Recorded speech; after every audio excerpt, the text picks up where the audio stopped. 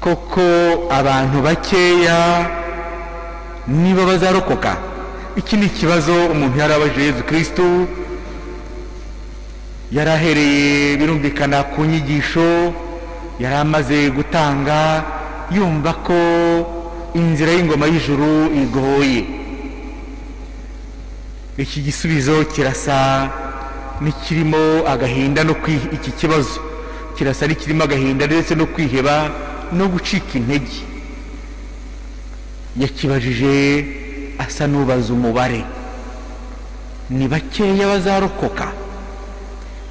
Yezu Kristo mu kumusubiza yamubwiye ko kwinjira mu by'ibarurisha mibare atari byo bishishikaje, ko ahubwo icya mbere ari ukumenya imiyoboro iganisha mu ngoma y'ijuru. Iyo nzira iteye ite? Isaba iki? naho wundi umubare wose washobora kwikurikira byanga bikunze wakwinjira. Ati iyo nzira rero muyimenye, ni inzira ifunganye, ni inzira isaba guca bugufi, ni inzira isaba kwigomwa, isaba kwihana, ni inzira isaba kugira ibyo wiyaka. Imitwaro yose y'iby'isi, imitwaro yose y'ingeso zikuremereye ukayifasha hasi, maze iyo nzira ukayihata ibirenge. Arakoresha ijambo kwihatira, guharanira, kuko ntabwo ari igihogere, ntabwo ari hahandi umuntu agenda asa n'umanuka, ahubwo ni hahandi hasaba imbaraga, ni hahandi hasaba kuvunika, ni hahandi hasaba kubira icyuya. Bavandimwe, natwe tuzirikane urwo rugendo, kuko gusanga Yezu ni ibyishimo, gusanga Yezu ni umugisha, ariko rero hari icyo bisaba, hari icyo bisaba. Niba waramwemeye, waramwakiriye, n'icyumba byagusabye mu kwitsinda mu byo usanzwe ubayemo, niyihe ntambwe wumva bateye uvuga uti ivanjiri yatumye ncika kuri iki cyangwa kuri kiriya, ku mutima mubi nagiraga naka, ku nzangano n'inzika nagiraga, ku bunebwe n'ubusambo nagiraga? Ese kuba warahisemo Nyagasani Yezu hari ubwo byagufashije gutera intambwe muri urwo rugendo? Ntabwo ari ukwirara rero ngo uvuge ngo kiliziya irafunguye ndagenda ninjire, ngo uvuge ngo amasengesho ndayavuga igihe cyose, ngo narabatijwe ndanditswe mu bitabo bitagatifu. Ibyo ni ukwirara.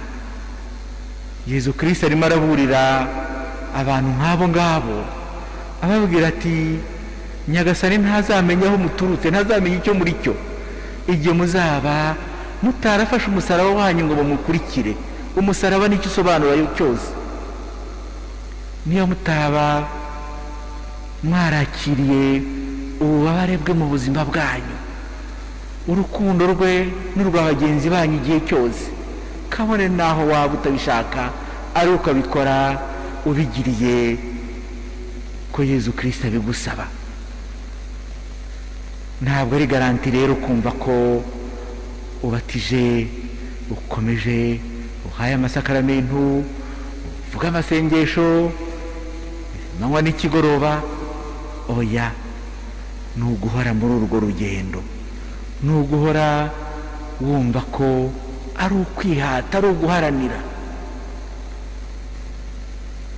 Naho wa munsi wazagira ugasanga duheze hanze, kandi twarumvise ijambo rye, kandi yaratugendereye, twarabanye nawe. Nibyo arimo kubwira abafarisayi, arimo kubwira abana ba Isiraheli, bibwiraga yuko aribo bafite ubuzare bukomeye kuri iyo ngoma y'ijuru, ko ari Imana yahisemo, ko ari bikunda kandi ko ari bizaraga ingoma y'ijuru. Ati nyamara urugendo ni rwose, ntimuzitwaza ngo murebe na Aburahamu, ahubwo bazaturuka imihanda yose maze babatange muri iyo ngoma y'ijuru. Ibyo Yezu Kristo yarabigaragaje kandi ko igihe cyose yabaga yigisha, yabaga ari kumwe n'abo bose sosiyete yari yarahigitse, akaba ari kumwe n'abanyabyaha, ari kumwe n'abapubulikani n'abandi bose ubwoko bwa Isiraheli bwitaga abanyabyaha, akaba ari basanga.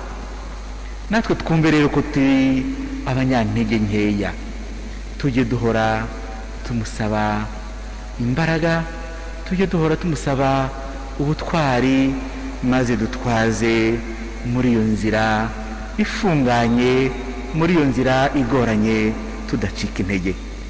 Nyagasani Yezu nabane namwe.